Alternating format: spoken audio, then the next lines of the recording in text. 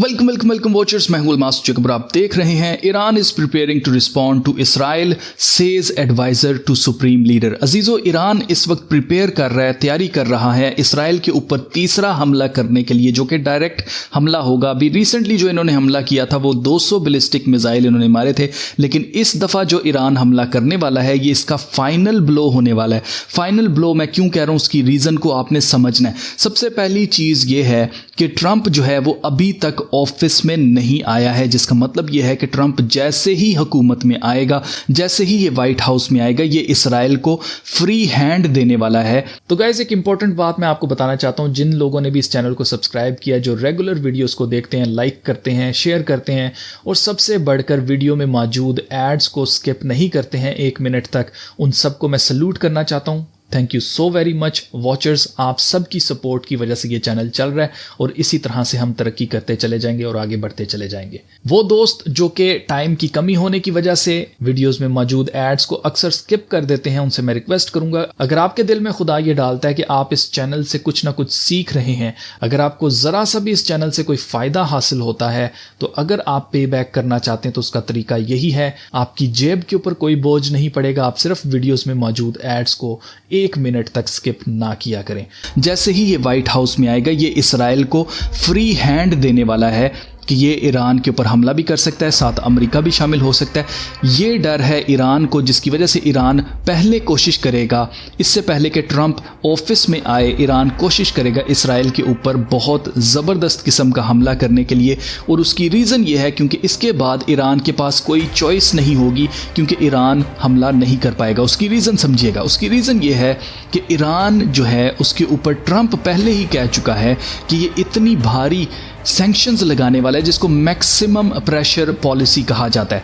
पहली दफ़ा जब ट्रंप आया था तब भी इसने ईरान के ऊपर मैक्सिमम प्रेशर वाली पॉलिसी रखी थी, और जब दूसरी दफ़ा ये आएगा तो इसको मैक्सिमम प्रेशर 2.0 कहा जा रहा है, यानी कि ये उससे भी ज़्यादा शदीद प्रेशर डाला जाएगा। और अगर आप इस न्यूज़ के मुताबिक देखें तो ट्रंप की जो टीम है उन्होंने एम कर रखा है इस दफ़ा जब ये मैक्सिमम प्रेशर डालेंगे ईरान के ऊपर, यानी कि सैंक्शंस लगाएंगे, तो इनका प्लान है ईरान को बैंकरप्ट कर देना। बैंकरप्ट कर देना यानी कि दिवालिया कर देना। अगर ईरान दिवालिया हो जाता है तो इनके पास इतने रिसोर्सेज नहीं होंगे, इतने पैसे नहीं होंगे कि ये हमला कर सकें इसराइल के ऊपर। तो ये प्लान है जी ट्रंप एडमिनिस्ट्रेशन का कि जैसे ही वो ऑफिस में आएंगे तो ये ईरान को बैंक करप्ट यानी कि दिवालिया करने वाले हैं, जिसकी वजह से उससे पहले पहले ईरान जो है वो प्लान कर रहा है इसराइल के ऊपर हमला करने के लिए। कुछ दिनों के अंदर हो सकता है ये हमला। अब मजीद इस सिचुएशन को आप ज़रा समझिएगा, ईरान क्यों ये हमला करना चाह रहा है और वो भी बहुत बड़े स्केल के ऊपर क्यों करना चाह रहा है। आप इसको ऐसे भी कह सकते हैं कि फुल फ्लैज ये वॉर करने वाले हैं, जंग करने वाले हैं इसराइल के साथ डायरेक्ट। उसकी रीज़न ये है कि इसराइल के जो नेतन्याहू हैं प्राइम मिनिस्टर और इनके जो डिफेंस मिनिस्टर हैं, इनके खिलाफ इंटरनेशनल जो क्रिमिनल कोर्ट है उन्होंने अरेस्ट वारंट जारी कर दिया है कि अगर ये जितने भी इंटरनेशनल कंट्रीज़ हैं जहाँ जहाँ भी ये इंटरनेशनल कोर्ट जो है उसका कहा माना जाता है, तो जैसे कि अभी बात की जा रही है कि many of Israel's western supporters indicate they would arrest Netanyahu, will Australia and New Zealand follow suit. यानी कि जिसका मतलब ये है कि क्या ऑस्ट्रेलिया और न्यूजीलैंड जो हैं वो भी ये बात मानेंगे कि अगर नेतन्याहू या ये जो इनके डिफेंस मिनिस्टर हैं, अगर ये किसी भी वजह से इनको विजिट करना पड़ता है इन कंट्रीज़ के अंदर जो भी इनको अरेस्ट करने की बात कर रही हैं, जैसे कि जस्टिन ट्रूडो ने बात की है कि वो नेतन्याहू को अरेस्ट कर लेंगे, डेफिनेटली इन्होंने कहा है कि हम अरेस्ट करेंगे, अगर ये कनाडा कहीं पर आते हैं तो हम इनको अरेस्ट कर लेंगे। लेकिन अगर आप गौर करें तो ये भी कितनी अहमकाना बात है। उसकी रीज़न ये है कि नेतन्याहू वहाँ पर विजिट ही क्यों करेगा जहाँ पर उसका वारंट है कि उसको गिरफ्तार कर लिया जाएगा। एक चीज़। दूसरे नंबर पर अगर आप गौर करें तो यहाँ पर ट्रूडो जो है उसने हैंडशेक किया हुआ है नेतन्याहू के साथ, और यहाँ पर अगर आप इनके हैंडशेक के ऊपर गौर करें तो जो अंगूठा है वो जो हमारी इंडेक्स फिंगर होती है उसके ऊपर रखा जा रहा है। ये इंडेक्स फिंगर के ऊपर अंगूठा रखने का क्या मतलब है जी? ये फ्री मिसोनिक एक हैंडशेक है, जिसका क्या नाम है? इसका नाम है apprentice to the pass grip of a fellow craft. यानी कि यहाँ पर अगर आप देखें, गौर करें तो जिस तरह से ये हाथ के ऊपर अंगूठा रखा गया है, जो पहली उंगली होती है हमारी इंडेक्स फिंगर जो होती है उसके ऊपर अंगूठा रखा गया, यही सेम यहाँ पर हैंडशेक ये लोग शेयर कर रहे हैं एक दूसरे के हाथ के ऊपर। इसी तरह से इन्होंने अंगूठा रखा हुआ है, जिसका मतलब ये है कि they both are free masons. ये एक दूसरे को हैंडशेक करके बता रहे हैं कि ये दोनों फेलो क्या हैं, फ्री मेसन्स हैं। तो आपको लगता है कि जो ब्रदरहुड है, जो फ्री मेसन्स हैं आपस में, वो एक दूसरे को गिरफ्तार करेंगे, सजा दिलवाएंगे? हरगिज़ नहीं। ये सिर्फ और सिर्फ ड्रामा है, दुनिया को ये ठंडा करने के लिए, ये बताने के लिए कि देखें जी, कुछ इसराइल अपनी मर्जी से नहीं कुछ भी कर सकता, हम जो है ना उसके ऊपर कंट्रोल रखे हुए और हम इनको अरेस्ट कर लेंगे, हम इनको बदला देंगे, अगर ये इस तरह के क्राइम्स करेंगे तो ये बच नहीं सकते। इस तरह की चीज़ बताने की कोशिश की जा रही है, जबकि हकीकत में कोई इनका प्लान नहीं है नेतन्याहू को अरेस्ट करने का और ना ही इनके डिफेंस मिनिस्टर को। तो हो सकता है मोस्ट प्रोबेबली ये ट्रंप के ऑफिस में आने से पहले पहले इसराइल के ऊपर कुछ ही दिनों के अंदर हमला करने वाले हैं, और एक बहुत बड़े स्केल के ऊपर।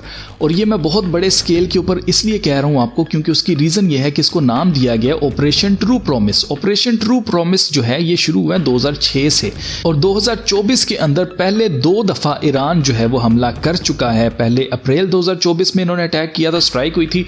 फिर इन्होंने अक्टूबर 2024 के अंदर जब 200 बैलिस्टिक मिसाइल मारे थे, उस वक्त दूसरी दफ़ा इन्होंने ऑपरेशन ट्रू प्रॉमिस 2.0 था। अब ऑपरेशन ट्रू प्रॉमिस 3 जो है, इसकी प्लानिंग चल रही है कि ये किसी तरह से इसराइल को अमेरिका के अंदर ट्रंप को आने से, ऑफिस में आने से पहले पहले तबाह कर दें, इतना ज़्यादा तबाह कर दें कि वो मुड़ के ईरान के ऊपर हमला ना कर सके। अब आप नोट करें कि इनके अरेस्ट वारंट जब दिए गए तो तब ईरान के सुप्रीम लीडर का क्या कहना था। ये बात ये चीज़ शो करती है कि असल में ईरान क्या चाहता है। ईरान के सुप्रीम लीडर ने ये कहा था, ईरान के सुप्रीम लीडर ने कहा दैट्स नॉट इनफ, ये इनफ नहीं है इनको गिरफ्तार करना। Iran Khamenei calls for death sentence for Israel's Netanyahu and ग्लांट, जिसका मतलब ये है कि ईरान के जो सुप्रीम लीडर हैं उनका कहना है कि इनको डेथ सेंटेंस देने चाहिए, इनको फांसी देनी चाहिए, इनको मार ही डालना चाहिए। अब ये बात कहाँ पर जा रही है? एक मुल्क के प्राइम मिनिस्टर और एक मुल्क के जो डिफेंस मिनिस्टर है उसके बारे में कहा जा रहा है कि उनको फांसी दी जाए या उनको मार डाला जाए। तो मैं आपको बता चुका हूं कि एक मुल्क के किसी सदर ने मरना है। आपको याद होगा, मैं आपको काफ़ी वीडियोस के अंदर बार बार ये चीज़ बता चुका हूं कि अमेरिका का सदर जो है वो मारा जाएगा। ये पहले से प्लान बनाया जा चुका है, और ये जो सदर अमेरिका का मारा जाएगा उसके लिए पहले से ये बैकग्राउंड तैयार कर रहे हैं, ऐसे हवा में नहीं होने वाला। ये मैक्सिमम प्रेशर 2.0 जो पॉलिसी है ये वजह बन सकती है। और इसके लिए ट्रंप ने ईरान को क्या मैसेज दिया हुआ है, आप जरा ये क्लिप देखें कि ये सारी चीजें कितनी ज्यादा शिद्दत पकड़ती चली जा रही हैं। Enemies are desperate to prevent Donald Trump from returning to the White House because Trump कह रहा है कि जो मेरे दुश्मन हैं वो नहीं चाहते हैं कि मैं व्हाइट हाउस में वापस जाऊं, they know I will make America great again. They don't want that. क्योंकि वो जानते हैं कि मैं अमेरिका को दोबारा से ग्रेट बना दूंगा, बड़ा बना दूंगा, अजीम बना दूंगा। वो ये नहीं होना देना चाहते। 4 years ago, our country was feared and respected, and our country will soon be feared and respected again. इसने कहा कि 4 साल पहले हमारे मुल्क से लोग डरते थे और हमारी इज्जत करते थे। अब दोबारा से लोग हमारे मुल्क से डरेंगे, खौफजदा होंगे और हमारी इज्जत करेंगे। And we have to have that. And that's why we all need to pull together to thwart these attempts and to bring back American strength, power, and prestige. We will soon have it back. No threat will shake me. No enemy will intimidate me. And I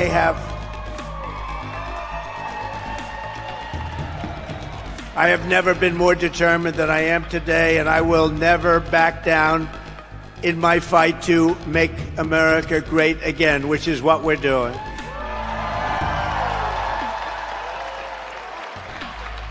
So I want to make that statement because we are under threat. I have been threatened very directly, and I appreciate the agencies that we... यहाँ पर साफ साफ Trump कह रहा है कि मुझे बार बार threats मिल रही हैं और मुझे डायरेक्टली थ्रेट किया गया है, और एजेंसीज ने, मैं उनका शुक्र अदा करना चाहता हूँ, एजेंसीज ने मुझे ये बात बताई है। We've been meeting with, but we've been threatened very directly by Iran. Iran की तरफ से डोनाल्ड ट्रंप को डायरेक्ट थ्रेट मिल रही है। And I think you have to let them know, because the best way to do it is through the office of the president, that ठीक है, यहाँ पर ट्रंप कह रहा है कि जो बेस्ट तरीका है ईरान को जवाब देने का वो ये है कि प्रेसिडेंट के ऑफिस से हम इनको जवाब दें। you do any attacks on former presidents or candidates for president, अगर तुम किसी पुराने प्रेसिडेंट के ऊपर, जो साबका प्रेसिडेंट है उसके ऊपर, या जो कैंडिडेट्स हैं प्रेसिडेंट के लिए खड़े होने के लिए, उनके ऊपर अटैक करते हो your country gets blown to smithereens. तो तुम्हारे मुल्क को हम स्मिथरिन्स के अंदर उड़ा देंगे। जिसका मतलब यह है, स्मिथरिन्स कहते हैं छोटे छोटे ज़र्रात, जो कि जब बॉम्ब वगैरह गिरता है तो उसके बाद जो तबाही होती है, जो मलबा होता है, उसके भी छोटे छोटे ज़र्रात। As we say, 41 days from now we are going to win the state of North. ठीक है, तो आपके सामने है कि ट्रंप जो है वो ये बात कह चुका है कि अगर तुम लोग हमें उड़ाने की कोशिश करोगे, मारने की कोशिश करोगे, तो उसका रिस्पॉन्स अमेरिका की तरफ से क्या आएगा? हम तुम्हारी कंट्री को, तुम्हारे मुल्क को स्मिथरिन्स के अंदर उड़ा देंगे। तो ये सब कुछ किस तरफ जा रहा है? सब कुछ जा रहा है उसी तरफ जो मैंने आपसे बहुत पहले कह चुका हूँ, मैं आपको बता चुका हूँ कि डोनाल्ड ट्रंप जो है, जो अमेरिका का सदर है, मारा जाएगा और उसके रिस्पॉन्स में अमेरिकी फ़ौज जो है वो हक से ईरान के ऊपर हमला करेगी। और मैं आपको पहले से बताता आ रहा हूँ, जब से ये जंग शुरू हुई है इसराइल और हमास की, मैं तब से आपसे कहता आ रहा हूँ कि इस जंग ने ईरान की तरफ जाना ही जाना है। और आपके सामने ईरान पहले न्यूज़ में नहीं था, आहिस्ता आहिस्ता ईरान न्यूज़ में आया, आहिस्ता आहिस्ता ये न्यूज़ सामने आना शुरू हो गई कि डोनाल्ड ट्रंप को ईरान की तरफ से थ्रेट है कातलाना हमले की या कत्ल कर देने की। तो अगर ये सब कुछ हो जाता है तो आपको याद रखना है कि ये सारी चीज़ें किस तरफ लीड कर रही हैं। मैंने आपको क्या बताया था कि अमेरिका का सदर मारा जाएगा। अगर अमेरिका का सदर मारा जाता है तो इसका क्या मतलब है?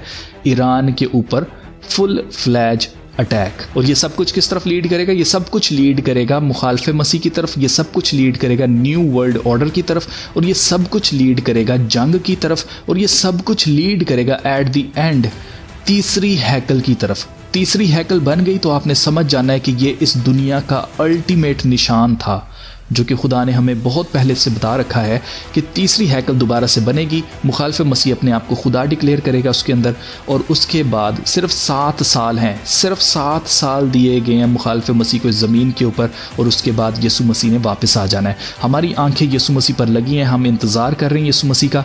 और ये सारे वर्ल्ड इवेंट्स, इनको हम इसीलिए देख रहे हैं क्योंकि हमें कहा गया है कि जागते रहो, बी वॉचफुल, क्योंकि तुम नहीं जानते कि किस घड़ी तुम्हारा उस्ताद जो है वो वापस आ जाएगा। तुम नहीं जानते कि यीशु मसीह किस वक्त वापस आ जाएंगे। जो निशानियां हमें दी गई हैं हम उनकी तरफ देख रहे हैं।